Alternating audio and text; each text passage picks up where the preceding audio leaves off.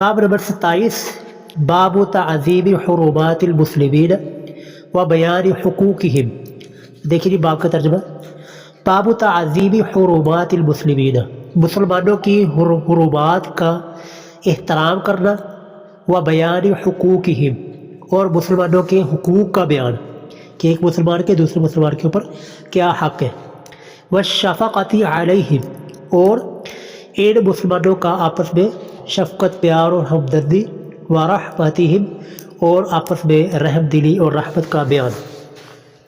تو باب کا خلاصہ یہ ہے جی کہ اس باب کے اندر مسلمانوں کی جو حرمات ہے نا، یعنی مسلمان کی جان، مال، عزت، آبرو، اس چیز کی حرمت کا بیان ہوگا، اور ایک مسلمان کے دوسرے مسلمان کے اوپر کیا حق ہے، اور ایک مسلمان کو دوسرے مسلمان کے ساتھ کس طرح کا رویہ، کس طرح پیش آنا چاہیے، کس طرح محبت کے ساتھ رہنا چاہیے۔ تو اس بارے میں اس باب میں قرآنی آیات اور احادیث بیان کی جائیں گی۔ تو دیکھیے جی پہلی آیت، اللہ تعالیٰ فرماتے ہیں وَمَن يُعَظِّمْ حُرُمَاتِ اللَّهِ، ومن، اور جو کوئی بھی شخص، يُعَظِّمْ، تعظیم کرے گا، احترام کرے گا، حرمات اللہ، اللہ تعالیٰ کی حرمات کی، اللہ تعالیٰ کی حرام کردہ چیزوں کی، اور اللہ کی جو تعظیم والی چیزیں ان کی تعظیم اور احترام کرے گا، تو فَهُوَ خَيْرٌ لَهُ، تو یہ احترام کرنا اس کے لیے بہت بہتر ہے، عند ربی، اس کے رب کے ہاں، کہ جن چیزوں کی حرمت اللہ تعالیٰ نے بیان کی ہے قرآن کریم میں، تو اس کی تعظیم کرنا یہ انسان کے لیے دنیا اور آخرت پہ باعث ہے۔ یعنی کہ اگر ہر مسلمان ایک دوسرے کے حقوق کا خیال رکھے تو یہ آخرت کا فائدہ تو ہے ہی، لیکن دنیا کا بھی فائدہ ہے اس کے اندر، کہ دنیا کے اندر بھی پیار، محبت اور شفقت اور وہ معاشرہ بڑا ہی پرامن ہوتا ہے کہ جس میں ایک دوسرے کی حرمات کا خیال کیا جائے۔ تو دوسری آیت دیکھیے، وَمَن يُعَظِّمْ، جو بھی تعظیم کرے گا، شعائر اللہ، اللہ کے شعائر کی۔ اللہ کے شعائر کیا ہے جی؟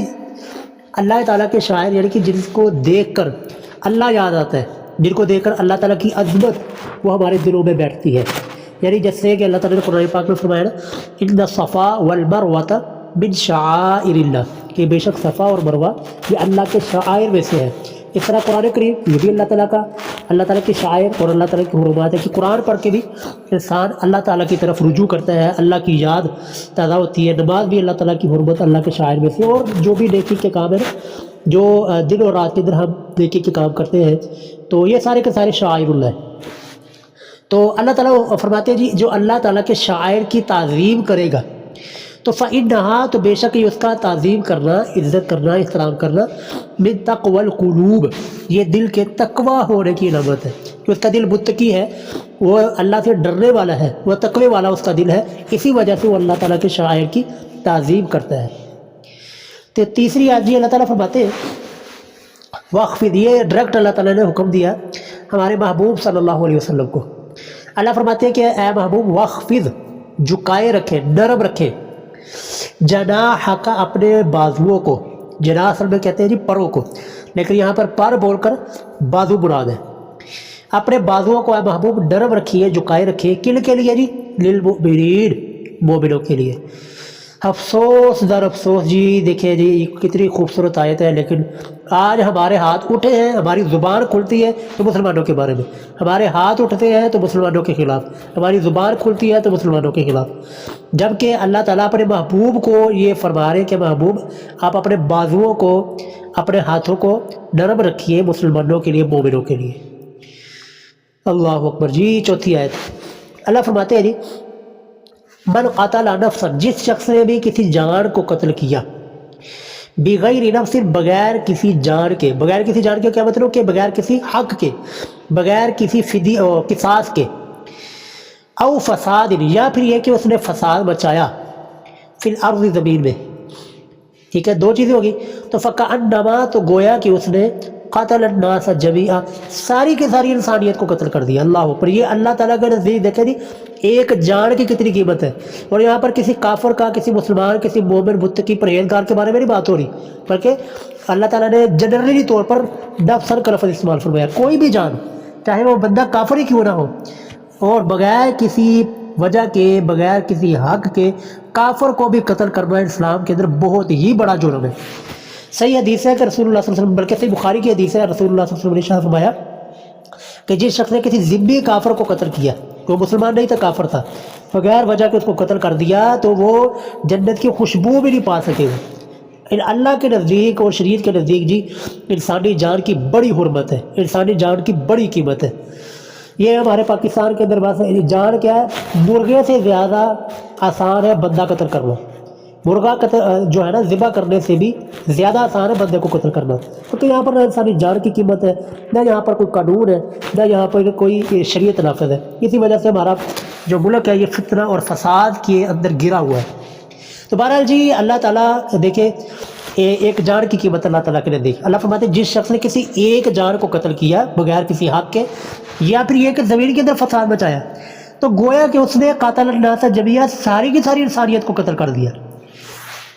اور آگے جی ومن احیاھا، جس نے ایک جان کو زندہ کیا، یعنی ایک جان کو بچا لیا مرنے سے، قتل ہونے سے۔ یہ اکثر طور پر نا اپنے ہاسپٹل کے اوپر سامنے جو ہے نا یہ آیت آپ نے لکھی دیکھی ہوگی، بالکل یہ آیت وہاں پر فٹ ہوتی ہے کہ اگر کوئی مسلمان بیمار ہے، مرنے والا ہے، یا اس کو علاج کی ضرورت ہے، ظاہر بات ہے وہ بھی ایک موت کے منہ سے نکل کر آتا ہے، اگر اس کا علاج نہیں ہوگا تو ظاہر بات سیدھی سیدھی موت ہے۔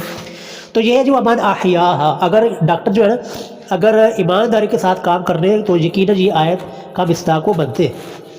ومن احیاھا، جس نے کسی ایک جان کو بچایا، یہاں پر بھی مومن مسلمان کی بات نہیں ہے، تو فکأنما، تو گویا کہ احیا الناس جمیعا، اس نے ساری کی ساری انسانیت کو زندہ کر دیا۔ اللہ اکبر، سبحان اللہ، کتنی خوبصورت آیت ہے جی۔ لیکن کاش کہ ہمارے لوگ قرآن کریم کو ترجمے کے ساتھ پڑھیں اور سمجھے بھی اور اس کے مطابق عمل بھی کریں۔ تو یہ چار آیتیں مصنف نے لا کر بتایا کہ اللہ تعالیٰ کے نزدیک مسلمانوں کی حرمت، مسلمانوں کے جان کی حرمت، اللہ تعالیٰ کے نزدیک انسان کی جان کی حرمت کی کیا قیمت ہے۔ تو آئیے جی اب آگے احادیث شروع ہوتی ہے۔ عن ابی موسیٰ، حضرت ابو موسیٰ اشعری رضی اللہ تعالیٰ عنہ سے مروی ہے، قال قال رسول اللہ صلی اللہ علیہ وسلم، وہ فرماتے ہیں کہ رسول اللہ صلی اللہ علیہ وسلم نے ارشاد فرمایا، المؤمن للمؤمن، کہ ایک مومن دوسرے مومن کے لیے ایسے ہے، کالبنیان، جیسے کہ ایک عمارت ہوتی ہے، عمارت کی طرح ہے، کہ یشد، کہ مضبوط کرتا ہے، بعضہ، اس عمارت کا بعض، بعضاً بعض حصے کو، یعنی اینٹیں ہیں نا، اکیلی ایک ایک اینٹ پڑی ہے تو وہ اس کی کوئی حیثیت ہی نہیں ہے، لیکن اگر وہی اینٹیں اگر ان کو جوڑ کر ترتیب دے کر ان کو ملا کر ایک جوڑ دیا جائے، کتنی خوبصورت عمارت بن جاتی ہے اور کتنی مضبوط دیوار بنتی ہے۔ تو ایسے ہی اللہ کے رسول صلی اللہ علیہ وسلم نے ارشاد فرمایا کہ مومن کی بھی اسی طرح ہے، کہ مومن اکیلا ہوتا ہے، اس کی جو ہے نا اس کی کوئی اتنی ویلیو نہیں ہوتی، لیکن جب مومن کسی دوسرے مومن کے ساتھ ملتا ہے اور ایک دوسرے کے ساتھ مل کر مضبوط دیوار کی طرح بنتے ہیں، کہ ایک مومن دوسرے مومن کو مضبوط کرتا ہے۔ لیکن یہاں پر کیا جی، یہاں پر صاحب الٹا ہے، یہاں پر جو مضبوط ہے نا وہ کمزوروں کو اور دبانے کے اندر ہے، وہ کمزوروں کو اور کمزور کرنے کی فکر میں ہے۔ آگے دیکھیں، وَشَبَّكَ بَيْنَ أَصَابِعِهِ، وَشَبَّكَ، اور داخل کر دیا آپ صلی اللہ علیہ وسلم نے، بین اصابعہ، اپنی انگلیوں کے درمیان، یعنی کہ اپنے دو ہاتھوں کی انگلیوں کو آپس میں ملا کر ایک دوسرے کے اندر نا ضم کر کے ایک دوسرے کے اندر داخل کر کے فرمایا کہ جس طرح ایک دیوار اینٹوں کی دیوار جو ہے نا مضبوط ہوتی ہے، اسی طرح مومن دوسرے مومن کو بھی اس طرح مل کر مضبوط بناتے ہیں۔ اچھا جی، وعنہ، اور انہی سے اگلی حدیث کی، وعنہ، اور انہی حضرت ابو موسیٰ اشعری رضی اللہ تعالیٰ عنہ سے مروی ہے، وہ فرماتے ہیں جی، قال رسول اللہ صلی اللہ علیہ وسلم نے ارشاد فرمایا کہ من مر، جو کوئی بھی شخص گزرے، فی شیء من مساجدنا، ہماری مسجدوں میں سے کسی بھی جگہ سے، ٹھیک ہے، یعنی کہ اگر مسجد، اچھا یہاں سے نا ایک اور حدیث، ایک اور بات سمجھ آتی ہے کہ کئی لوگ کہتے ہیں مسجد سے گزرنا حرام ہے، مسجد میں صرف نماز، یہ دیکھیں رسول اللہ صلی اللہ علیہ وسلم نے کیا فرمایا کہ جو بھی مسجدوں میں سے کسی جگہ سے گزرے، یعنی مسجد کو نا جو عبادت کے لیے بھی، اصل تو ہے عبادت کے لیے، لیکن اگر اس کو راستے کے لیے گزرنے کے لیے بنایا جائے، یعنی کہ یہاں سے لوگ گزرنے کی اجازت دی جائے، تو یہ بالکل جائز ہے، یہ حرام نہیں ہے۔ یہ ہمارے بعض لوگوں نے نا، یہ صوفیوں نے اور یہ متشدد لوگوں نے یہ ایسی مسئلہ بنا دیا کہ یہ مسجد سے گزر نہیں سکتے۔ تو یہ دیکھیں، من مر فی شیء من مساجدنا، جو بھی ہماری مساجد میں سے کسی جگہ سے گزرے، او اسواقنا یا بازار میں سے کسی جگہ سے گزر رہا ہو، ومعہ نبل اور اس کے پاس تیر ہو، نبل کا معنی ہے جی تیر، تو فلیمسک پس اسے چاہیے کہ وہ تیر کو مضبوطی سے پکڑے۔ اچھا آپ صلی اللہ علیہ وسلم نے فلیمسک کا لفظ بولا او لیقبض یا پھر یہ والا لفظ بولا، تو معنی دونوں کا ایک ہی ہے، فلیمسک او لیقبض، کہ اپنے اس تیر کو مضبوطی سے اپنے پاس رکھے، اپنے قبضے میں رکھے، اعلیٰ نصالحہ اس کی دار کو، اس کے پالے کو، دار زیادہ سمجھنے والا ترجمہ ہے، یعنی کہ جو تیر کی جو ہوتی ہے نا آگے والی داری دار چیز، اس کے بارے میں آپ نے اسلام نے فرمایا کہ اس کو اپنے قبضے میں رکھے، اس کا سنبھال کے رکھے ہوئے، بکفی اپنی ہتھیلی میں۔ کیوں سنبھالنا ہے جی، کیوں گزرتے ہوئے اور تیر کا خیال کرنا ہے؟ کیونکہ ای یصیبہ، ایسا نہ ہو کہ نقصان پہنچ جائے، یصیبہ کا معنی جی پہنچ جائے نقصان، احد من المسلمین، مسلمانوں کے میں سے کسی ایک کو، منہا اس تیر کی وجہ سے، بشیء کچھ بھی۔ دیکھیں جی محبوب یہ ہے جی اصل رسول اللہ صلی اللہ علیہ وسلم کی تعلیم۔ لوگ کہتے ہیں جی نعوذ باللہ اسلام دہشت گردی کا درس دیتا ہے، اسلام جو ہے نا قتل مارنے کا درس دیتا ہے، جبکہ ہمارے محبوب کی کیا تربیت ہے، اور وہ تو ایک تیر کو بھی کہہ رہے ہیں کہ تیر کو بھی سنبھال کے اپنی جگہ، اپنی ہتھیلی کے اندر اپنے قبضے میں مضبوطی سے رکھو، تو یہ ایسا نہ ہو کہ وہ کسی تیر کسی دوسرے مسلمانوں کو لگنے سے وہ زخمی نہ ہو جائے۔ تو یہ ہے جی محبوب علیہ السلام کی تربیت، یہ ہے اسلام، اور یہ ہے اسلام کا اصلی چہرہ۔ نمبر 224، وعن النعمان بن بشیر رضی اللہ عنہ، حضرت نعمان بن بشیر رضی اللہ عنہ سے یہ حدیث مروی ہے، قال وہ فرماتے ہیں، قال رسول اللہ صلی اللہ علیہ وسلم، کہ رسول اللہ صلی اللہ علیہ وسلم نے ارشاد فرمایا کہ مثل المؤمنین، کہ مؤمنین کی مثال، فی توادہم، محبت کرنے میں، وتراحمہم، اور رحم دلی کرنے میں، وتعاطفہم، یہ تین لفظ آپ علیہ الصلوۃ والسلام نے بولے ہیں، ایک توادہم محبت، اور وتراحمہم رحم دلی آپس میں، اور وتعاطفہم بمعنی شفقت، مہربانی، کہ مومنین جو آپس میں محبت، سلوک، اتفاق کے ساتھ رہتے ہیں، ان کی مثال ایسے ہے، مثل الجسد، ایک جسم کی مثال کی طرح ہے، کہ اذ اشتکا، کہ جب درد ہوتی ہے، منہ، اس جسم سے، عضواً، کسی بھی عضو کو، یعنی سر پہ درد ہے، بازو پہ درد ہے، ٹانگوں میں درد ہے، تو تداعی لہو، تو محسوس کرتا ہے، تدا میں نے جی محسوس کرتا ہے، لہو اس درد کو، سائر الجسد، سارے کا سارا جسم، یعنی کہ ایسا نہیں ہوتا کہ باقی جسم سارے کا سارا آرام سے ہو اور انسان کا سارا دکھ رہا ہو، نہیں، سارے کے دکھنے کی وجہ سے سارا جسم بے چین ہوتا ہے۔ کیسے محسوس کرتے ہیں جی؟ اس سارے کی ساری درد کو، بالسحر والحمى، بالسحر، سحر کہتے ہیں جاگنا، جاگنے کے ساتھ، والحمى، اور بخار کے ساتھ، کہ ایک جگہ جسم میں کسی عضو میں درد ہو تو ساری رات پورے جسم کو جاگنا پڑتا ہے، یا پھر یہ کہ پورے جسم کے اوپر بخار طاری ہو جاتا ہے۔ تو اسی طرح اگر کسی جگہ کے اوپر کسی مومن یا کہیں پر مسلمان وہ کسی تکلیف اور پریشانی میں مبتلا ہو، تو ساری دنیا کے مسلمان وہ اس پریشانی کو محسوس کرتے ہیں، اس پریشانی کی وجہ سے بے چین ہوتے ہیں۔ تو دیکھنا یہ جی کیا ہماری آج اس طرح حالت ہے؟ واقعاً ہمارے فلسطین کے اندر ہمارے بھائی مظلوم ہیں، کشمیر کے اندر، اور ہر جگہ کے اوپر ہمارے مسلمان بھائی مظلوم ہیں، تو کیا ان کی تکلیف کو ہم اپنے اندر محسوس کرتے ہیں؟ ہم ان کی پریشانی کو ہم اپنے اندر محسوس کرتے ہیں؟ تو اگر تو کرتے ہیں تو بہت اچھی بات ہے، لیکن اگر نہیں کرتے تو ہمیں سوچنا چاہیے کہ محبوب علیہ الصلوۃ والسلام تو فرما رہے ہیں کہ مومنین کی مثال ایسے ہے، یہ ایک جسم کی مانند ہے۔ اچھا جی آگے حدیث جی 225 نمبر، وعن ابی ہریرہ رضی اللہ عنہ، یہ کامران بھائی آپ کے میرے خیال سگنل کا مسئلہ ہے، اسی وجہ سے بار بار ریکنیکٹنگ ہو رہی۔ اچھا جی، وعن ابی ہریرہ، حضرت ابو ہریرہ رضی اللہ تعالیٰ عنہ سے مروی ہے، قال، وہ فرماتے ہیں، قبل النبی صلی اللہ علیہ وسلم، قبل کا میں نے بوسہ دیا، چوما، بوسہ دیا نبی صلی اللہ علیہ وسلم نے، الحسن بن علی، حسن بن علی، یعنی اپنے نواسے کو، اپنے نواسے کو رسول اللہ صلی اللہ علیہ وسلم نے چوما، وعندہ الاقرع بن حابس، تو رسول اللہ کے پاس آپ کے جانثار حضرت اقرع بن حابس رضی اللہ تعالیٰ عنہ وہاں پر موجود تھے۔ فقال، وہ کہنے لگے، فقال الاقرع، تو اقرع بن حابس رضی اللہ عنہ کہنے لگے، کہتے ہیں جی ان لی 10 من الولد، کہ میرے 10 بچے ہیں، عشرہ میں نے جی 10 من الولدی بچے کہ میری 10 بچے ہیں، ما قبلت میں نہیں چومتا، میں نہیں بوسہ دیتا، منہم ان بچوں میں سے احدن کسی ایک کو بھی، یعنی میرے 10 بچے ہیں تو میں نے کبھی کسی کو بوسہ نہیں دیا۔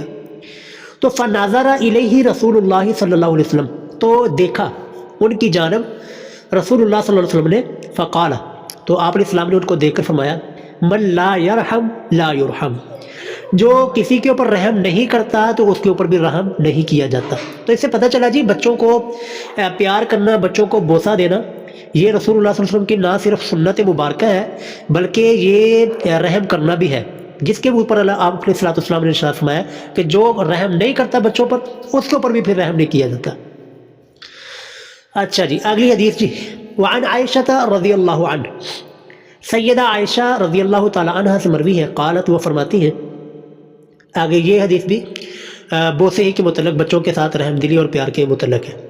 سیدہ عائشہ رضی اللہ عنہ فرماتی ہیں جی، قالت کہ قادمہ ناسن، قادمہ کا معنی آئے کچھ لوگ، من الاعراب، اعراب یعنی کہ دیہات میں سے کچھ لوگ آئے اعلی رسول اللہ صلی اللہ علیہ وسلم، رسول اللہ صلی اللہ علیہ وسلم کے پاس، تو فقالوا ان لوگوں نے پوچھا کہ اتقبلون صبیانکم، کیا تم چومتے ہو، کیا تم بوسہ دیتے ہو، صبیانکم اپنے بچوں کو، یعنی انہوں نے بڑی حیرانگی کے ساتھ سوال کیا۔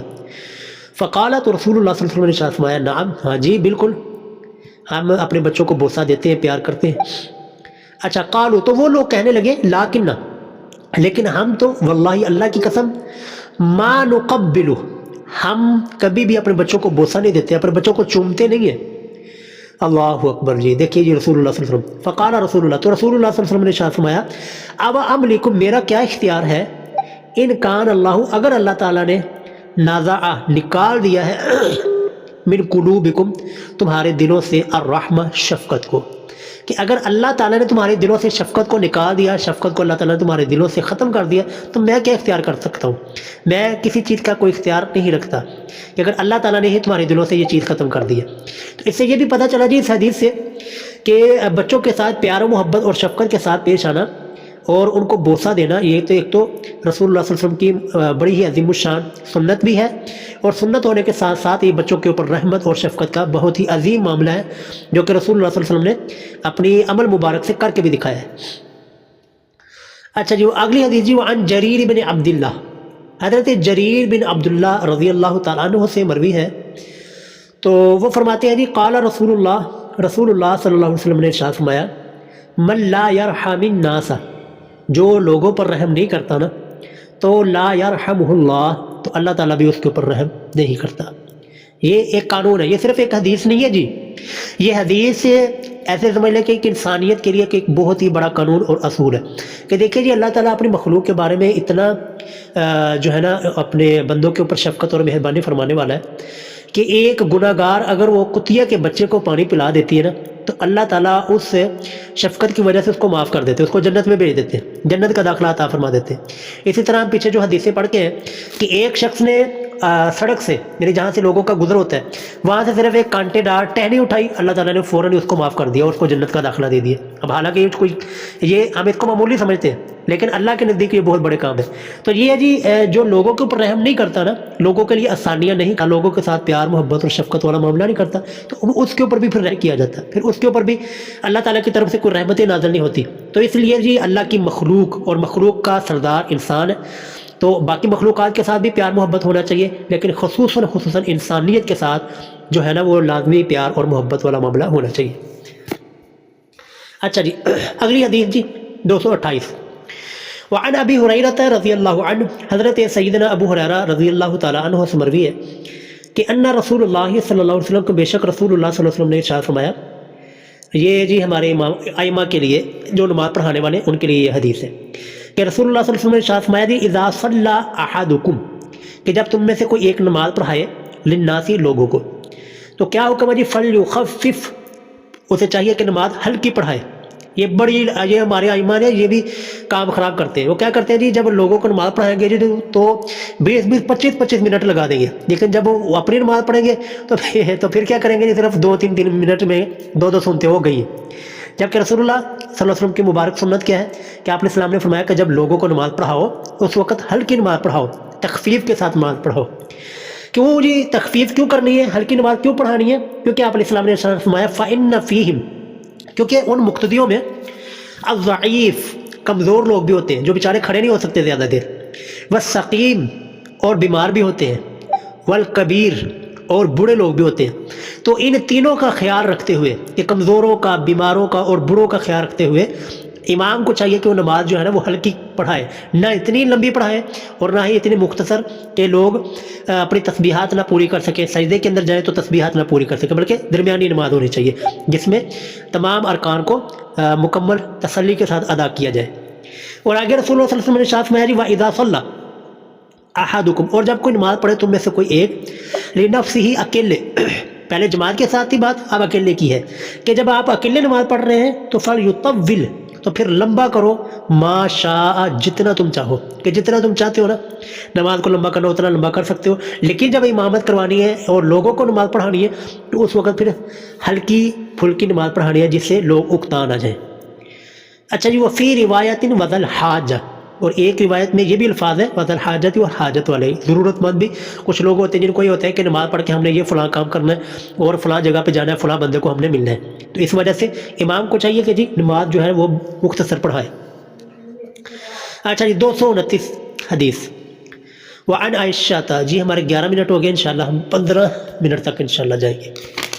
اچھا دیکھیے، وعن عائشہ رضی اللہ عنہ، سیدہ عائشہ رضی اللہ تعالی عنہ سے مروی ہے، قالت، وہ فرماتی ہے کہ ان کان رسول اللہ صلی اللہ علیہ وسلم، کہ بے شک نبی صلی اللہ علیہ وسلم، لا یدع العمل، لا یدع العمل، وہ آپ صلی اللہ علیہ وسلم نفلی عمل، نفلی چیزوں کو آپ چھوڑ دیا کرتے تھے، لا یدع العمل، نفلی چیزیں جو ہوتی تھی نا نفلی، آپ صلی اللہ علیہ وسلم ان کو چھوڑ دیا کرتے تھے۔ وَهُوَ يُحِبُّ، حالانکہ آپ پسند کرتے تھے، أَن يَعْمَلَ بِهِ، کہ آپ اس کے اوپر عمل کریں، لیکن چھوڑتے کیوں تھے؟ اس کی وجہ آگے بیان کر دی سیدہ عائشہ رضی اللہ تعالیٰ عنہ نے۔ اس کی وجہ یہ تھی کہ چھوڑتے اس وجہ سے تھے کہ خشیت، اس ڈر سے کہ ان یعمل، یہ کہ عمل کریں گے، بہ الناس، اس پر لوگ، تو فیفرض علیہم، تو یہ عمل ان کے اوپر فرض نہ کر دیا جائے۔ اس ڈر کی وجہ سے ہمارے محبوب علیہ الصلوۃ والسلام اتنی امت کے ساتھ محبت اور اتنی شفقت ہے کہ وہ آپ صلی اللہ علیہ وسلم اپنا نفلی عمل وہ چھوڑ دیا کرتے تھے۔ جیسے کہ تراویح کی جماعت آپ دیکھ لیں، تراویح کی جماعت آپ صلی اللہ علیہ وسلم نے صرف 3 دن پڑھائی ہے، چوتھے دن آپ علیہ الصلوۃ والسلام باہر نہیں آئے، اور آپ صلی اللہ علیہ وسلم نے فرمایا کہ مجھے ڈر ہے تمہارا شوق دیکھ کر کہیں یہ نماز تم پر فرض نہ ہو جائے اور پھر تم اس کی استطاعت نہ رکھو۔ یہ جی رسول اللہ کے لیے بھی کوئی مشکل نہیں تھی، صحابہ کرام کے لیے بھی مشکل نہیں تھی، مسئلہ تھا جی میرا اور آپ کا، ہمارا مسئلہ تھا، لیکن یہ ہمارے اوپر شفقت اور رحمت کرتے ہوئے رسول اللہ صلی اللہ علیہ وسلم نے چوتھے دن جو ہے آ کر تراویح کی جماعت نہیں پڑھائی کہ میری امت کے اوپر کہیں فرض نہ ہو جائے۔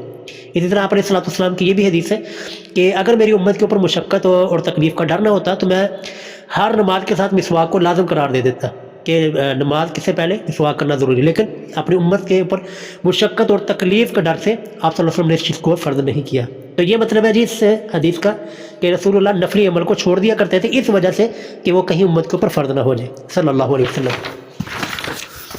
اچھا جی، آگے آ جائیں جی 230 نمبر حدیث، وعنہا، اور انہی سے یعنی سیدہ عائشہ رضی اللہ تعالی عنہا سے ہی مروی ہے، قالت، فرماتی ہے سیدہ عائشہ کہ نہاہم النبی صلی اللہ علیہ وسلم، کہ نبی صلی اللہ علیہ وسلم نے لوگوں کو منع کر دیا عن الوصال، وصال سے۔ اچھا یہ سمجھیے جی وصال کیا چیز ہے؟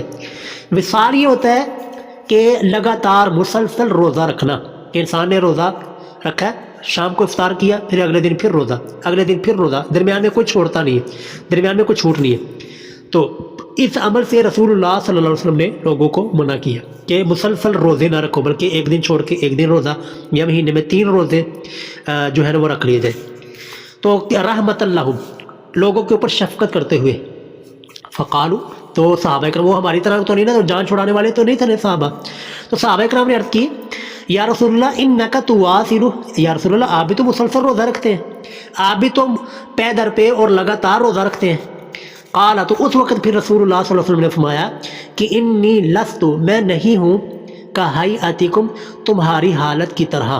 اچھا یہاں سے نا لوگوں نے وہ نور من نور اللہ نکالا ہوا ہے، حالانکہ دیکھیں حدیث کے الفاظ کہیاتکم کہ میں تمہاری حالت کی طرح نہیں ہوں، کہ جس طرح کہ تمہاری حالت ہے نا کہ تمہارا وہ مقام اور مرتبہ نہیں ہے جو کہ میرا مقام و مرتبہ اللہ کے نزدیک ہے، ٹھیک ہے جی۔ تو یہاں سے نا لوگوں نے پتہ نہیں کیا کیا استدلال کر کے نا وہ نور من نور اللہ اور فلاں ٹمکا نکالے ہوئے، جبکہ سارے کا سارا باطل عقیدہ ہے۔ رسول اللہ صلی اللہ علیہ وسلم، ہمارا عقیدہ اور ہمارا ایمان ہے کہ آپ صلی اللہ علیہ وسلم جنس میں وہ بشر اور انسان تھے، لیکن مقام اور مرتبے میں وہ تو رسول اللہ صلی اللہ علیہ وسلم رسول اللہ صلی اللہ علیہ وسلم کی جو ذات مبارکہ ہے وہ تو بڑی عالی شان ہے۔ ہمارا تو ایمان ہے کہ ہم رسول اللہ کے جو ادنا سے صحابی ہیں نا ان کی قدموں کی خاک کے برابر بھی نہیں ہے، ٹھیک ہے، یہ ہمارا ایمان اور ہمارے عقیدے میں یہ چیز شامل ہے۔ لیکن آپ صلی اللہ علیہ وسلم تھے انسان ہی، ٹھیک ہے، انسانوں میں سب سے اعلیٰ اور سب سے مقام اور رتبہ اور آپ کی فضیلت اور افضلیت وہ سب سے بلند تھی۔ تو یہاں پر رسول اللہ کیا فرماتے ہیں جی انی لست کہیاتکم، کہ میں تمہاری حالت کی طرح نہیں ہوں، کیوں؟ کیونکہ انی ابیتو، کہ میں تو رات گزارتا ہوں، یطعمونی ربی ویسقینی، کہ میرا رب مجھے کھلاتا بھی ہے، ویسقینی، اور میرا رب مجھے پلاتا بھی ہے۔ اچھا، یطعمونی کا معنی ہے جی کھلانا، اور ویسقینی کا مطلب ہے جی پلانا۔ کھانا کھلانے پلانے کا مطلب یہ ہے کہ اللہ تعالیٰ، یہ نیچے معنی بھی لکھا ہوا ہے، معناہ یجعل فیہ، کہ اللہ تعالیٰ میرے اندر وہ پیدا کر دیتا ہے قوت، من اکلا و شاربہ، اس شخص کی طرح جو کہ کھاتا بھی ہے اور پیتا بھی ہے۔ یعنی کہ جس طرح ایک عام انسان کے اندر کھانے پینے کے ساتھ قوت آتی ہے، تو اللہ تعالیٰ وہ قوت میرے اندر بغیر کھائے پیے اللہ تعالیٰ میرے اندر وہ قوت پیدا کر دیتا ہے اور رکھ دیتا ہے۔ یہ مقام ہے جی ہمارے محبوب صلی اللہ علیہ وسلم کا۔ اچھا جی، آخری حدیث، جی یہ حدیث پڑھ کے پھر ہم جو ہے نا یہ کلاس ختم کرتے ہیں۔ دیکھیے جی، وعن ابی قتادہ الحارث بن ربیعی، ابو قتادہ الحارث بن ربیعی رضی اللہ تعالیٰ عنہ سے مروی ہے، وہ فرماتے ہیں جی کہ رسول اللہ صلی اللہ علیہ وسلم نے ارشاد فرمایا، یہ بھی اماموں کے متعلق حدیث ہے جی، کہ رسول اللہ نے فرمایا انی لاقوم، کہ بے شک میں کھڑا ہوتا ہوں الی الصلاۃ، نماز کی طرف، کہ نماز کے لیے میں کھڑا ہوتا ہوں، یعنی لوگوں کو نماز پڑھانے کے لیے میں آتا ہوں، وارید، اور میں چاہتا ہوں، میرا ارادہ یہ ہوتا ہے، ان اطول، یہ کہ میں نماز کو لمبا پڑھوں، ان اطول فیہا، کہ میں قرات کو اور نماز کو لمبا کروں، تو فاسمع، تو پھر میں سنتا ہوں، بکاء الصبی، بچے کے رونے کو۔ اچھا جی، بچوں کو مسجد میں لانا نہیں، لیکن بچے روتے پھر کیسے ہیں جی؟ یہ بھی استدلال ہے جی اس حدیث سے کہ بچوں کو مسجد میں لایا جا سکتا ہے، بشرطے کہ پھر ان کو سنبھالنا بھی ہے۔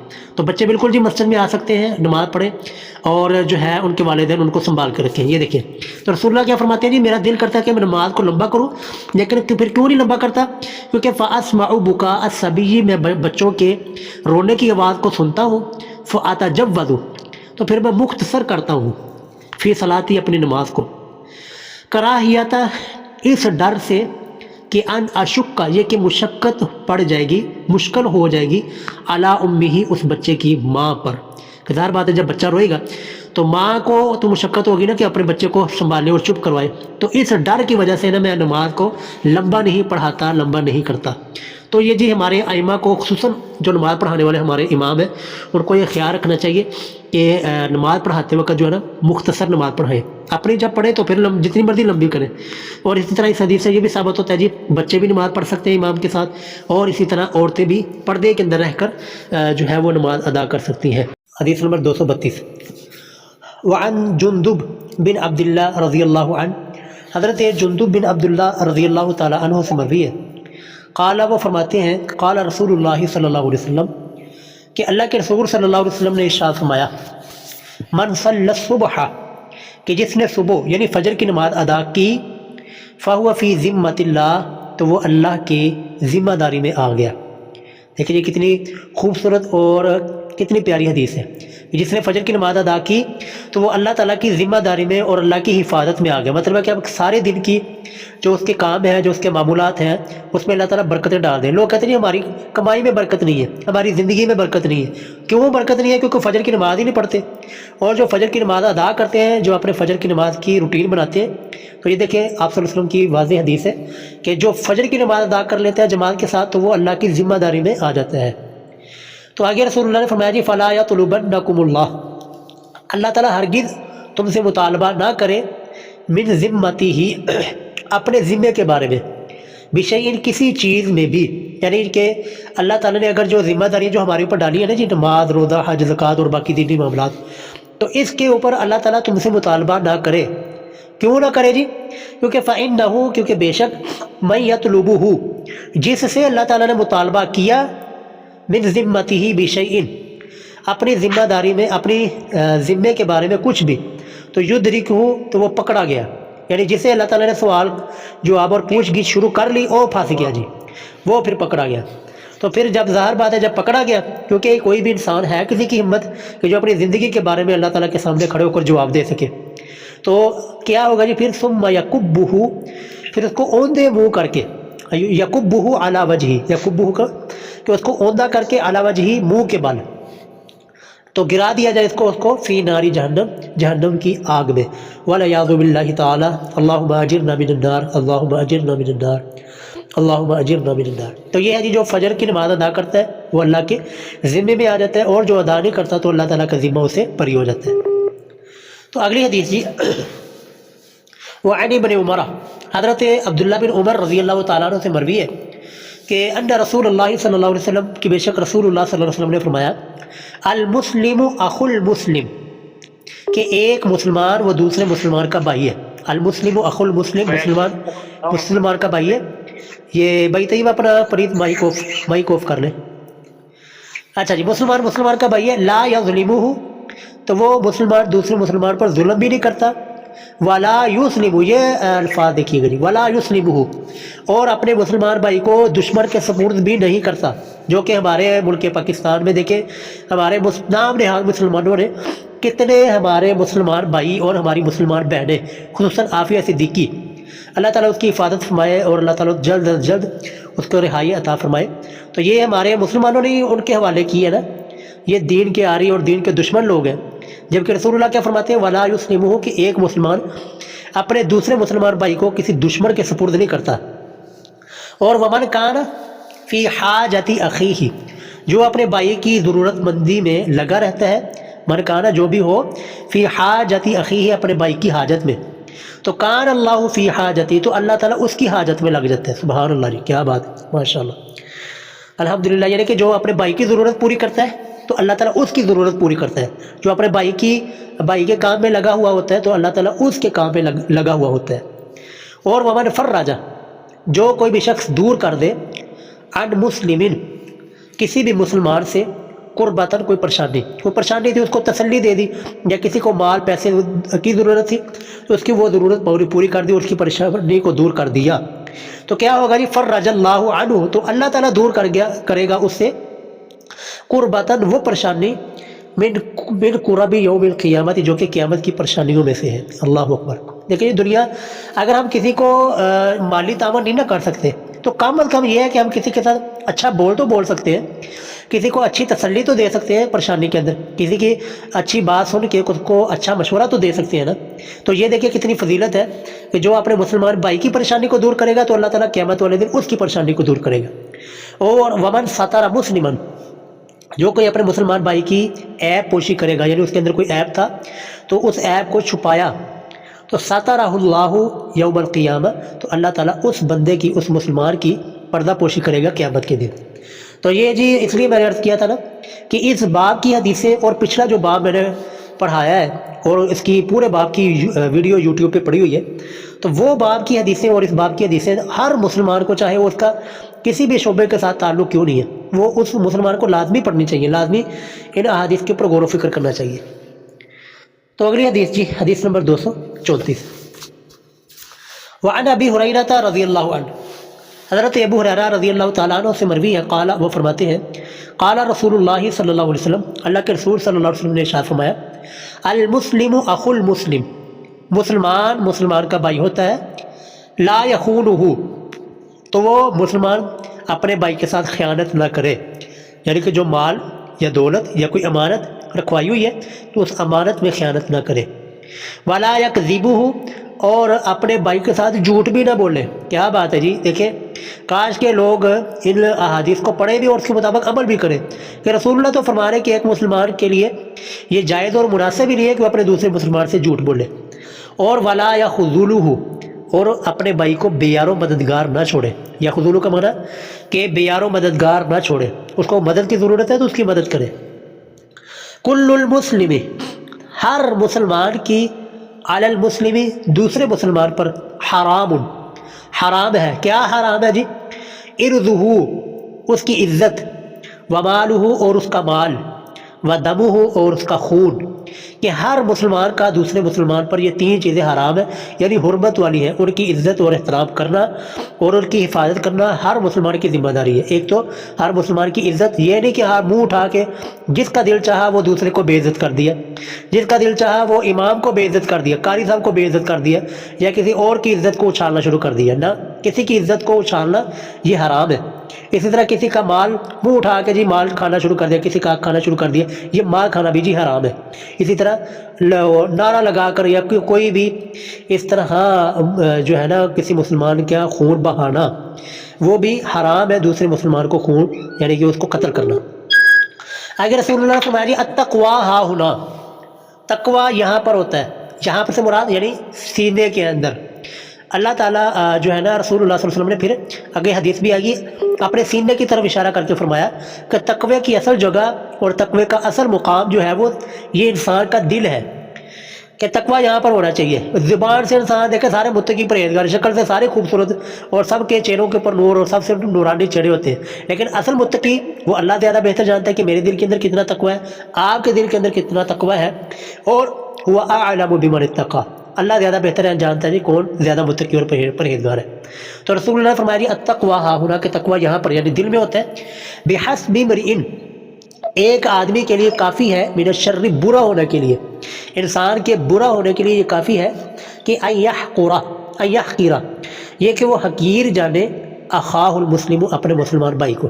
کہ انسان، رسول اللہ اس انسان کو بہت ہی بدتر اور برا کہہ رہے ہیں کہ جو کسی دوسرے مسلمان کو حقیر سمجھتا ہے. تو یہ جی جامع ترمذی کی حدیث ہے.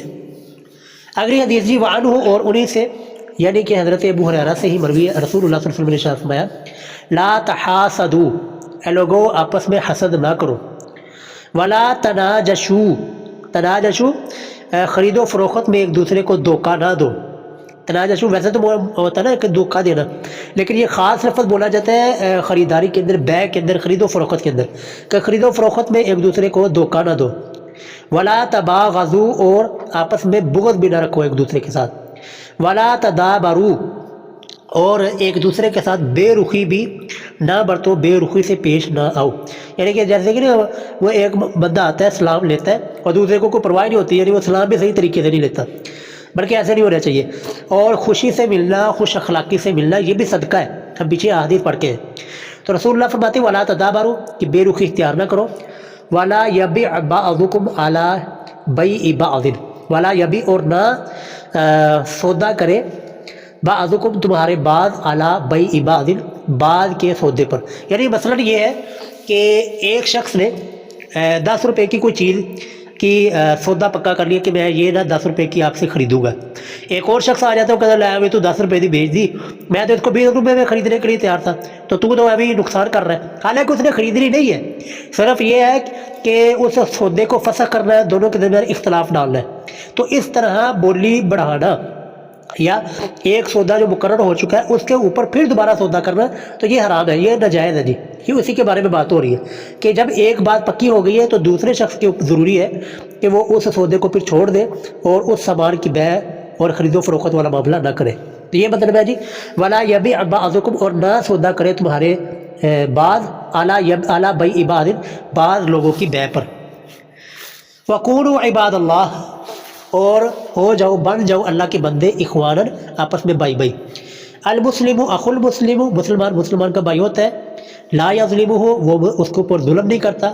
ولا یحقرہ، اور اس کو حقیر نہیں جانتا. ولا یخذلہ، اور اس کو بے یار و مددگار نہیں چھوڑتا، کہ اگر کسی مسلمان کو مدد کی ضرورت ہے تو اس کی مدد کرتا ہے. آگے رسول اللہ نے فرمایا التقویٰ ہا ہونا، کہ تقویٰ یہاں پر ہوتا ہے. اور وَيُشِيرُ إِلَىٰ صَدْرِهِ، اور اشارہ کیا آپ صلی اللہ علیہ وسلم نے إِلَىٰ صَدْرِهِ، اپنے سینے کی طرف. ثلاث مرات، یہ آپ صلی اللہ علیہ وسلم نے 3 مرتبہ فرمایا، کہ 3 مرتبہ آپ علیہ السلام نے فرمایا التقویٰ ہا ہونا، التقویٰ ہا ہونا، التقویٰ ہا ہونا.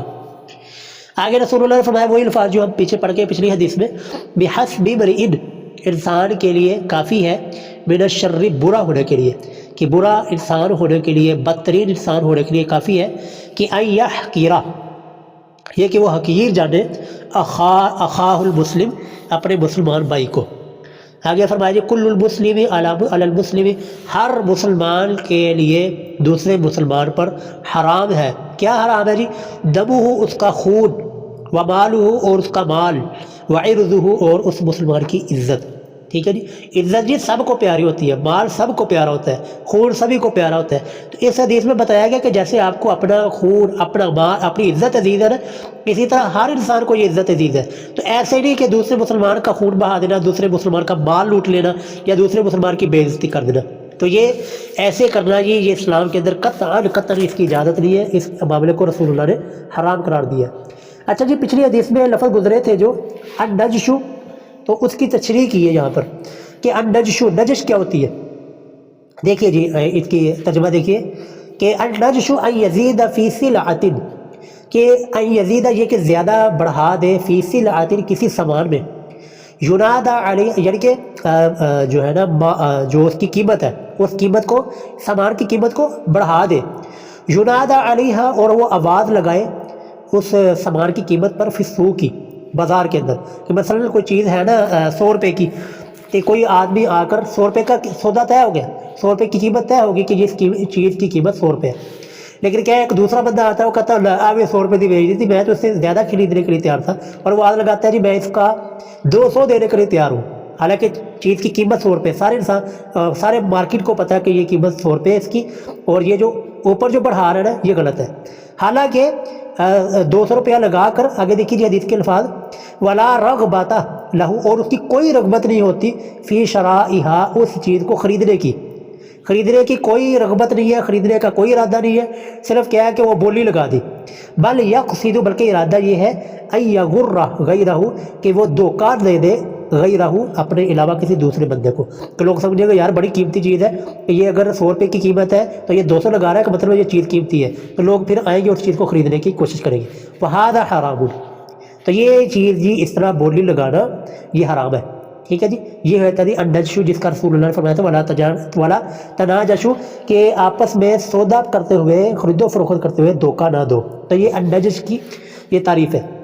اسی طرح حدیث کے اندر لفظ آیا تھا جی تدابر، ولا تدابروا، ٹھیک ہے، تو اب وتدابر اس لفظ کی تشریح ہے کہ ان یعرض عن الانسان، یہ کہ اعراض کیا جائے، منہ پھیرا جائے دوسرے انسان سے، ویہجرہ، اور اس کو چھوڑ دیا جائے، ویجعلہ، اور اس کو کر دیا جائے، کالشیء الذی، اس چیز کی طرح، وراء الظہر والدبر، کہ جیسے کہ کسی کو پس پشت ڈال دیا ہو، وراء الظہر والدبر، یعنی کسی چیز کو پس پشت ڈال دیا جائے اور اس کی طرف توجہ نہ کی جائے، اس طرح کے انسان کو کر دیا جائے، اس کو کہا جاتا ہے تدابر۔ تو رسول اللہ نے اس تدابر سے منع کیا ہے کہ اعراض کرنا اور بے رخی برتنا یہ کسی بھی انسان کے لیے جائز اور درست نہیں ہے۔ تو جی آخری حدیث یہ پڑھ کے پھر بات کو ختم کرتے ہیں۔ اچھا جی، وعن انس رضی اللہ، اچھا یہ حدیث نہیں ہے بلکہ یہ ایک زندگی کا بہت ہی بڑا اصول ہے۔ اگر انسان صرف اس اصول کو اپنا لینا جی، تو انسان کے 50% جھگڑے جو ہیں وہ ختم ہو جائیں گے، 50% لڑائیاں انسان کی ختم ہو جائیں گی۔ دیکھیے جی حدیث، وعن انس رضی اللہ عنہ، حضرت انس رضی اللہ تعالیٰ عنہ فرماتے ہیں، وہ مروی ہے، روایت بیان کرتے ہیں، عن النبی، نبی صلی اللہ علیہ وسلم سے، قال، تو رسول اللہ نے فرمایا کہ لا یؤمن احدکم، تم میں سے کوئی ایک اس وقت تک مومن ہی نہیں ہو سکتا، حتی، یہاں تک کہ یحب لاخیہ، کہ وہ پسند کرے اپنے بھائی کے لیے، ما یحب لنفسی، جو کہ پسند کرتا ہے اپنے لیے۔ کاش کہ جی لوگ صرف اس ایک حدیث کو، پاکستان کے خصوصاً لوگ صرف اس ایک حدیث کو ہی مان لیں اور اسی کے مطابق عمل شروع کر دیں، تو ہماری پاکستانی قوم ساری درست ہو جائے گی۔ کہ رسول اللہ نے فرمایا کہ تم میں سے اس وقت تک مومن وہ نہیں ہو سکتا وہ شخص جب تک کہ وہ اپنے لیے وہی پسند نہ کرے، اپنے بھائی کے لیے وہی چیز پسند نہ کرے جو اپنے لیے پسند کرے۔ ہم میں سے جی کون شخص ہے کہ جو یہ پسند کرتا ہے کہ میری بے عزتی کی جائے، میرا مال کھایا جائے، یا مجھے بڑے مجمع میں ذلیل کیا جائے، یا چوری والا معاملہ میرے ساتھ ہو، تو سیم یہی چیز ہمیں دوسروں کے ساتھ بھی کرنی چاہیے۔ اب ہم یہ چاہتے ہیں کہ ہماری عزت افزائی ہو، تو یہ چیز ہمیں اپنے بھائی کے لیے بھی سوچنی پڑے گی۔ ہم یہ چاہتے ہیں کہ ہماری حوصلہ افزائی ہو، تو یہی چیز ہمیں اپنے بھائی کے لیے بھی سوچنی پڑے گی۔ ہم یہ چاہتے ہیں کہ ہمارا مال کوئی نہ لوٹے، ہمارا مال چوری نہ ہو، اور ہماری معاشرے میں ایک عزت و احترام ہو، تو یہی چیزیں ہمیں اپنے بھائیوں کے لیے بھی سوچنا ضروری ہوگا۔ تو اس حدیث کے اوپر جی جتنا اس حدیث کے اوپر بولا جائے اور جتنی گفتگو کی جائے وہ کم ہے. تو بس ایک اصول یاد رکھیے گا کہ جو چیز آپ اپنے لیے پسند کرتے ہیں نا وہی چیز آپ کو اپنے بھائی کے لیے بھی پسند کرنی ہوگی. یہ نہیں کہ اپنے لیے کچھ اور اصول ہے دوسروں کے لیے کچھ اور اصول ہے. ایسا نہیں ہو جی, اسلام اس کو نہیں مانتا. تو یہ ایمان نہیں ہے. ایمان یہ ہے جو اپنے لیے پسند ہے, جو چیز اپنے لیے محبوب ہے وہ چیز آپ کو دوسروں کے لیے بھی وہی چیز محبوب ہونی چاہیے. حدیث نمبر جی 237, وعنہ, اور انہی سے کن سے, یعنی جن سے پچھلی یہ حدیث 236 نمبر مروی ہے نا کہ حضرت سیدنا انس خادم رسول انہی سے یہ حدیث مروی ہے. قال, وہ فرماتے ہیں, قال رسول اللہ صلی اللہ علیہ وسلم, رسول اللہ صلی اللہ علیہ وسلم نے ارشاد فرمایا کہ انصر اخاک, اپنے بھائی کی مدد کرو, ظالماً او مظلوماً, چاہے آپ کا بھائی وہ ظالم ہو یا کہ مظلوم ہو, ہر حالت میں مدد کرنی چاہیے. تو کل میں نے عرض کیا تھا کہ دیکھیں آپ صلی اللہ علیہ وسلم خود ہمیں حکم فرما رہے ہیں کہ مدد کرنے کا, اور یہ مدد کسی مردے کو نہیں پکارا جا رہا, کسی قبر والے کو نہیں پکارا جا رہا, بلکہ یہ سامنے جو انسان موجود ہے نا ہم نے اس کی مدد کرنی ہے. تو آج لوگ کہتے ہیں جب ہم کہتے ہیں نا کہ مدد صرف اللہ تعالیٰ ہی سے مانگے, ایاک نعبد و ایاک نستعین کی ہم آیت پڑھتے ہیں, تو آگے سے ان کا جواب آتا ہے امی سے روٹی نہ مانگے, آپ ابو سے پیسے نہیں مانگتے, آپ مسجدوں میں چندے کا اعلان نہیں کرتے, یہ ان کے آگے سے جواب ہوتے ہیں. تو ہم کبھی بھی جو قبروں میں چلا گیا شخص ہے اس سے کبھی بھی ہم مدد نہیں مانگتے. ہاں جو سامنے شخص موجود ہے, سامنے اسباب کے درجے کے تحت اس سے مدد مانگی جا سکتی ہے, اور یہ کوئی بھی شرک نہیں ہے. شرک تب ہوگا جب وہ شخص موجود بھی نہ ہو, قبر میں ہو اور وہ سامنے موجود نہ ہو, ٹھیک ہے, تب یہ مدد مانگنا کسی سے شرک ہو جاتا ہے. تو دیکھیے رسول اللہ صلی اللہ علیہ وسلم نے ارشاد فرمایا کہ انصر, مدد کرو تم اخا کا, اپنے بھائی کی, ظالماً او مظلوماً, چاہے وہ آپ کا بھائی ظالم ہو, ظلم کرنے والا ہو, یا کہ مظلوم ہو جس کے اوپر ظلم کیا جا رہا ہے. اب وہی سوال جو ہمارے ذہن میں اٹھا ہے نا وہی صحابی رسول صلی اللہ علیہ وسلم کے ذہن میں بھی اٹھا. تو فقال رجل, تو ایک آدمی نے کہا یا رسول اللہ, اے اللہ کے رسول صلی اللہ علیہ وسلم, انصرہ, کہ میں اپنے بھائی کی مدد کروں گا, اذا کان مظلوماً, جب کہ وہ مظلوم ہو, یعنی جب کہ اس پر ظلم کیا جا رہا ہو. یہ بات تو ہمیں سمجھ آتی ہے. ارائیت, اے محبوب صلی اللہ علیہ وسلم آپ کا کیا خیال ہے, ان کان ظالماً, اگر وہ میرا بھائی ظالم ہو, ظلم کر رہا ہو, کیف انصرہ, تو میں پھر کیسے اس کی مدد کروں. تو سمجھ لگ جائے گی بات کہ وہ پوچھ رہے ہیں کہ یا رسول اللہ مظلوم ہو تو سمجھ آتی ہے کہ اس کی مدد کرنی ہے, لیکن جب وہ ظالم ہو تو پھر میں نے اس کی کیسے مدد کرنی ہے. قال, تو پھر رسول اللہ صلی اللہ علیہ وسلم نے ارشاد فرمایا تحجزہ او تمنعہ, یہ دونوں لفظوں میں سے کوئی لفظ بولا آپ صلی اللہ علیہ وسلم نے, معنی دونوں کا یہی ہے کہ اس کو روک دے, اپنے بھائی کو روک دے, من الظلم, ظلم کرنے سے. تو ظلم کرنے سے جب ہم اس کو روکیں گے تو فإن ذلک, تو پس بے شک یہ ہوگا نصرہ, اپنے اس ظالم بھائی کی مدد کرنا. کہ اگر بھائی ظلم کر رہے, ٹھیک ہے, کسی کا حق کھا رہا ہے, تو ہم اس کی کس طرح مدد کریں گے, اس کو اس ظلم سے روکیں گے, اس ظلم سے اس کو باز رہنے کی تلقین کریں گے, تو یہ اس کی مدد کرنا ہوگی. اچھا جی آگے حدیث نمبر 238, وعن ابی ہریرہ رضی اللہ عنہ, حضرت ابو ہریرہ رضی اللہ تعالی عنہ سے مروی ہے کہ انا رسول اللہ صلی اللہ علیہ وسلم, کہ بے شک رسول اللہ صلی اللہ علیہ وسلم نے ارشاد فرمایا,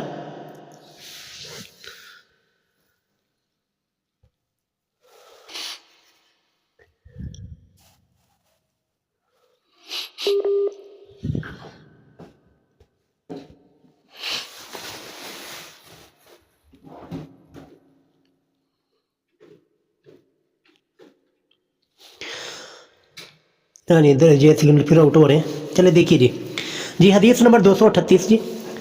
وعن ابی ہریرہ رضی اللہ عنہ, حضرت ابو ہریرہ رضی اللہ تعالی عنہ سے مروی ہے کہ ان رسول اللہ صلی اللہ علیہ وسلم, کہ بے شک رسول اللہ صلی اللہ علیہ وسلم نے قال, ارشاد فرمایا کہ حق المسلم علی المسلم, کہ ایک مسلمان کا دوسرے مسلمان پر حق خمس, وہ 5 ہے.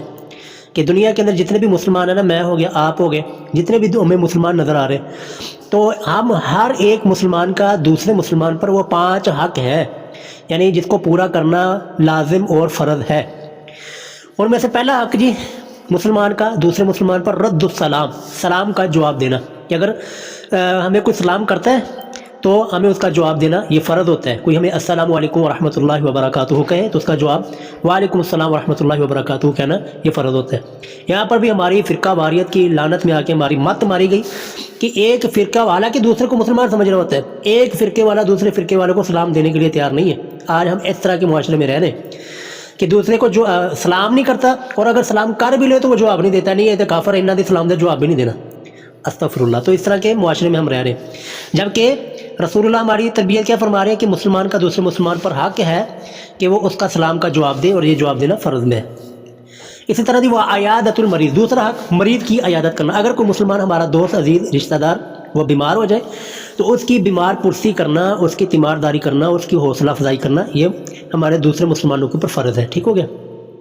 اچھا جی، تیسرا حق واتباع الجنائز، جنازے کے پیچھے جانا، کہ اگر مسلمان بھائی فوت ہو جائے تو اس کا جنازہ ادا کرنا، جنازہ پڑھنا اور اس کے لیے دعائے مغفرت کرنا، یہ بھی واجب اور فرض ہے. ٹھیک ہو گیا. اگر پورے محلے میں سے کوئی بھی نہیں جاتا نا جنازے کے لیے تو سارا محلہ گنہگار گار ہوگا، اس کو کہتے ہیں فرض کفایہ. لیکن اگر پورے محلے میں سے کوئی ایک بندہ بھی چلا گیا جنازے پر، سارے محلے کی طرف سے وہ فرض ادا ہو جائے گا.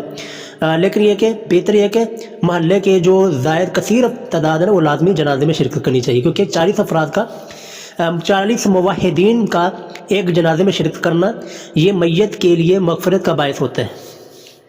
اچھا جی، اگلا حق جی، چوتھا حق ایک مسلمان کا دوسرے مسلمان پر وَإِجَابَةُ الدَّعْوَةِ، دعوت کو قبول کرنا، کہ اگر ہمیں کوئی کھانے پر بلاتا ہے، کھانے کی دعوت دیتا ہے تو اس کی دعوت کو قبول کرنا. ہمارے ہاں کیا جو رواج ہے کہ اگر کوئی امیر بلائے نا دعوت پہ، کہ جہاں پر پتہ ہو یار یہاں تھے ڈشاں زیادہ ہونی ہیں اور یہاں پر مال کثیر ہوگا، اس کی دعوت کو ہم کہتے ہیں لو جی انشاءاللہ ضرور پہنچنا. لیکن اگر پتہ ہو یار وہاں جائیں گے وہ تھے اگے ساگ ہی ملنا ہے، یا یہ کہ وہاں پر جائیں گے تو دعوت بس ایسی ہونی ہے، ہم اس کی دعوت کو ٹال مٹول کرنا، یار ٹائم ہی نہیں ہے، بس یہ ہے کہ دن چھوٹے ہیں فلاں ٹم کام، یہ نہیں ہے. بلکہ چھوٹا بلائے، بڑا بلائے، امیر بلائے، غریب بلائے، جو بھی بلائے دعوت پہ، کھانے پہ، تو اس کی دعوت کو قبول کرنا یہ بھی دوسرے مسلمان پر یہ فرض ہے اور حق ہے. اچھا جی، پانچواں حق جس میں باقی تو چلو ہم نا حق ادا کر لیتے ہیں، باقیوں کا حقوق کا تو ہمیں پتہ نہیں، لیکن یہ پانچویں کا ہمیں پتہ ہی نہیں ہے کہ یہ بھی ہمارے اوپر حق ہے. دیکھیے جی، تشمیت العاطس، عاطس کہتے ہیں جی چھینکنے والا، اور تشمیت کہتے ہیں چھینکنے والے کو جواب میں یرحمک اللہ کہنا. یہ ہمیں پتہ ہی نہیں ہے کہ یار یہ بھی ہمارے اوپر حق ہے کہ اگر ہماری مجلس میں اگر کوئی مسلمان کوئی چھینک مارتا ہے نا، چھینکتا ہے، تو وہ کہے گا الحمدللہ. تو سارے مسلمانوں کے اوپر فرض ہے اور واجب ہے اور حق ہے کہ اس کے جواب میں وہ یرحمک اللہ کہیں. ٹھیک ہے، یہ ایک مسلمان کے دوسرے مسلمان پر حق ہے، اور ہمارے مسلمانوں کو یہ پتہ ہی نہیں کہ یار یہ بھی ہم کوئی کام کرنے والا ہے، یہ بھی حق ہے. تو یہ حدیث جی متفق علیہ، یہ صحیح بخاری اور صحیح مسلم کی حدیث ہے. اور آگے دیکھیے وفی روایت لمسلم، اور صحیح مسلم کی ایک روایت میں ہے، یہاں پر 5 حقوق کا ذکر ہے نا. اور آگے دیکھیے کہتے ہیں صحیح مسلم کی ایک روایت میں ہے حق المسلم 6، کہ مسلمان کے دوسرے مسلمان پر 6 حق ہیں. پچھلی حدیث میں 5 کا ذکر تھا، یہاں پر 6 کا ذکر ہے. آگے دیکھیے جی، کہتے ہیں رسول اللہ صلی اللہ علیہ وسلم نے ارشاد فرمایا اذا لقیتہ، جب تو اس کو ملے، مسلمان کو ملے، فسلم علیہ، تو اس کے اوپر سلام بھیج، یعنی السلام علیکم ورحمۃ اللہ وبرکاتہ کہو. واذا دعاک، اور جب وہ تجھے دعوت دے، فاجبہ، تو اس کی دعوت کو قبول کرو.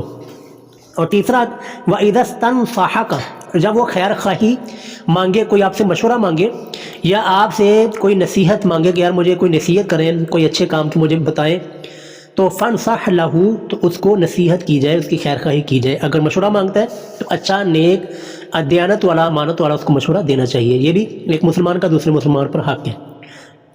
اچھا جی، اور چوتھے نمبر پر جی 1 2 3، ہاں جی، چوتھے نمبر پر واذا عطس، جب وہ چھینکے تو فحمد اللہ، تو چھینکنے والا الحمدللہ کہے، اللہ تعالیٰ کی تعریف بیان کرے. فشمتہ، تو دوسرے مسلمان اس کی چھینک کا جواب دے، یعنی یرحمک اللہ کہے. اور وَإِذَا مَرِضَ، 5واں حق وَإِذَا مَرِضَ، جب وہ کوئی مسلمان بیمار ہو جائے، فَعُدْهُ، تو اس کی عیادت کریں، اس کی بیمار پرسی کریں. وَإِذَا مَاتَ، اور چھٹا حق جی وَإِذَا مَاتَ، جب وہ فوت ہو جائے تو فَاتْبَعْهُ، تو اس کے پیچھے جائے، اس کا جنازہ ادا کرے. یہ 6 حق جی ایک مسلمان کے دوسرے مسلمان پر. تو یہ حدیث یہاں پر مکمل ہوتی ہے. آگے جی آخری حدیث اس باب کی 239 نمبر. وعن ابی عمارہ البراء بن عازب، ابو عمارہ یہ ان کی کنیت ہے، البراء بن عازب رضی اللہ عنہما، یہ صحابی رسول کا نام ہے. تو حضرت براء بن عازب رضی اللہ تعالی عنہ یہ فرماتے ہیں کہ امرنا رسول اللہ صلی اللہ علیہ وسلم، کہ امرنا، ہمیں حکم دیا اللہ کے رسول صلی اللہ علیہ وسلم نے، بسبع، 7 چیزوں کا، ونہانا، اور ہمیں منع کیا، عن سبع، 7 چیزوں سے، یعنی 7 چیزوں کا رسول اللہ نے ہمیں حکم دیا کرنے کا، اور 7 چیزوں سے منع کیا کہ ان چیزوں کو نہیں کرنا. اب وہ کون کون سی چیزیں 7 وہ دیکھیے جی. امرنا، رسول اللہ صلی اللہ علیہ وسلم نے ہمیں حکم دیا بعیادۃ المریض، مریض کی عیادت کرنے کا، کہ اگر کوئی شخص بیمار ہو جائے تو اس کی عیادت کرنی، اس کو تسلی دینی. ہمارے یہاں کیا ہوتا ہے جی، وہ مریض کی عیادت کرنے کے لیے جاتے ہیں، انہوں ہو ڈرا دیتے کہ یار ساڈا فلانا سیگا، اس کو یہی بیماری تھی، وہ مر گیا.